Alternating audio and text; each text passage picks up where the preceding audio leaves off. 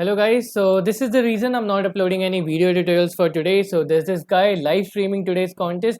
So I just came across this blog. I didn't even know that this was happening, and I saw that this guy has been live streaming today's contest, educational Codeforces round, since the contest has been going on.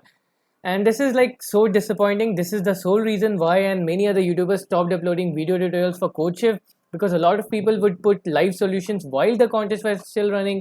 And now the same thing is happening on Codeforces, which is just so disappointing.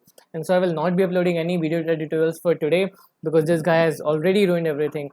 And I really hope someone does something to stop him, because otherwise YouTubers who are solving the problems and then posting the solutions after the contest has been done will not be getting any views, right? They will not be getting anything because everyone will be going to him and then cheating, and it just ruins the spirit of the contest.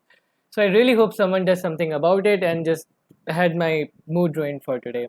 So that's it, guys. No solutions for today from my side. Thank you.